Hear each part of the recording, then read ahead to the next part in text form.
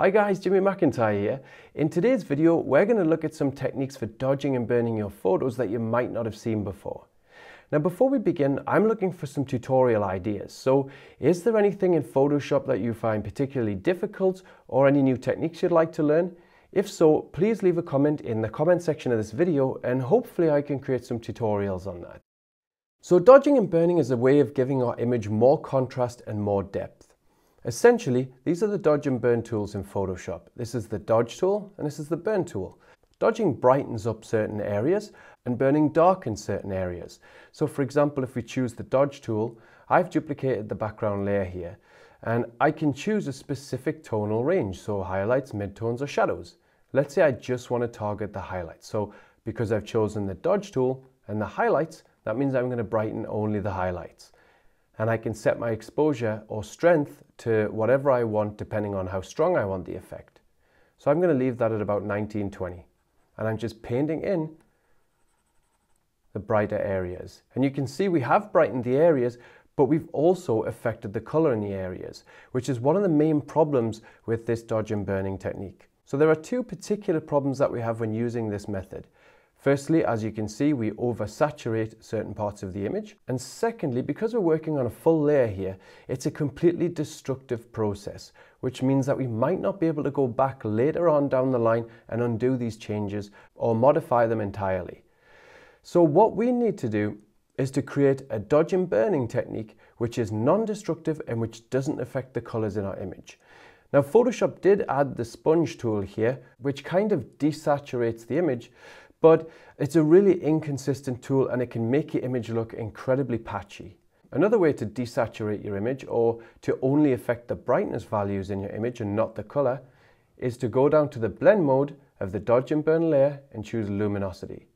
And you'll see we now just affect the brightness and not the color.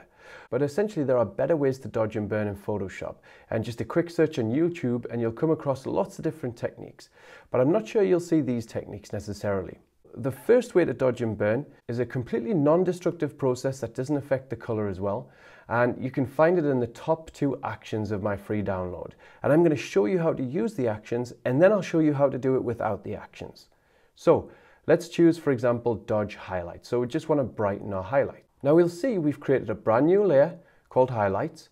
This layer is set to soft light. You can also use overlay and I'm going to change that to overlay. We've created a mask. And now we have a levels dialog. Now the mask here will make sure that we're targeting our changes to a specific tonal range. We only want to affect the highlights, so we can bring the highlight slider along, and to narrow our selection, we can bring the mid-tone slider along as well.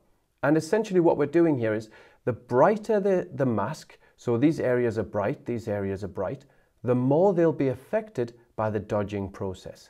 And these areas are dark, so we won't affect them at all in the dodging process.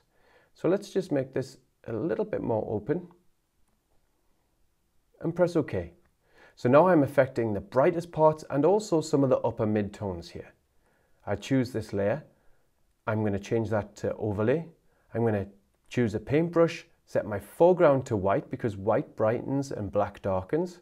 I'm going to choose a 50% opacity for the brush and I'm just painting in these areas. Now, I'm only affecting the highlights, as you can see, or the upper mid-tones. If I paint in the shadow, I'm not affecting it at all. If I paint in this shadow, I'm not affecting that at all. Just the brighter parts of the image. And that's it. Now, if I choose a different opacity, let's say 20%, I can brighten up this beam of light here as well.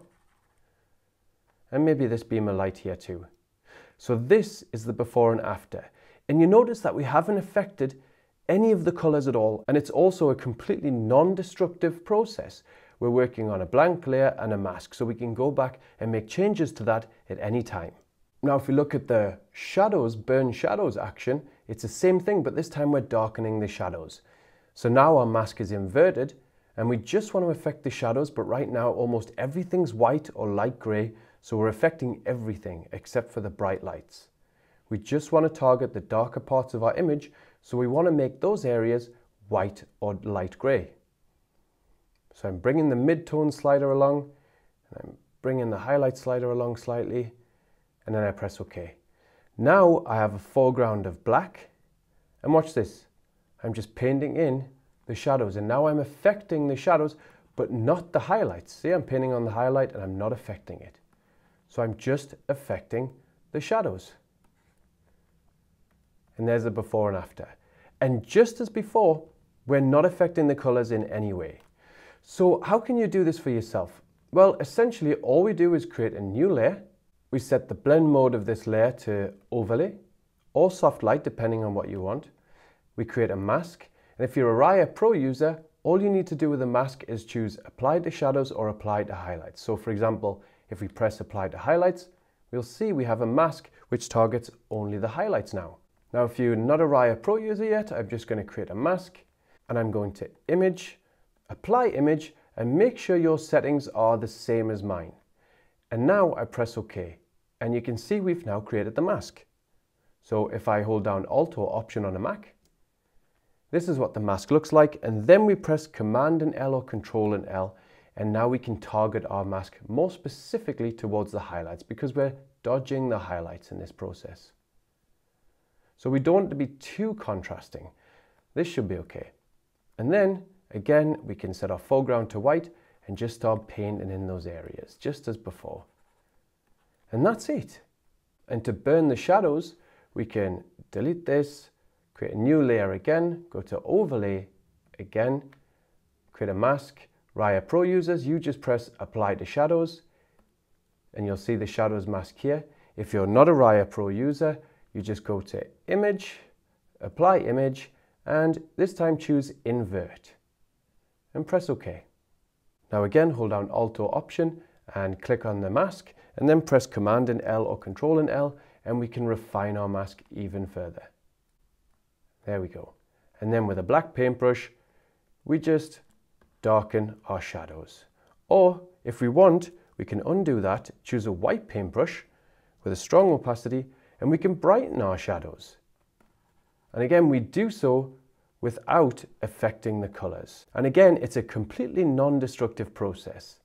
Now, the next technique I'm going to show you is a destructive process, so I would use it at the end of the workflow, but it's also great for increasing local contrast, which is also a type of dodging and burning. It almost replicates the clarity slider in Adobe Camera Raw and the Pro Contrast slider in Nicolor FX. So let me show you the actions first. I'm going to go to Local Contrast Highlights and just press play.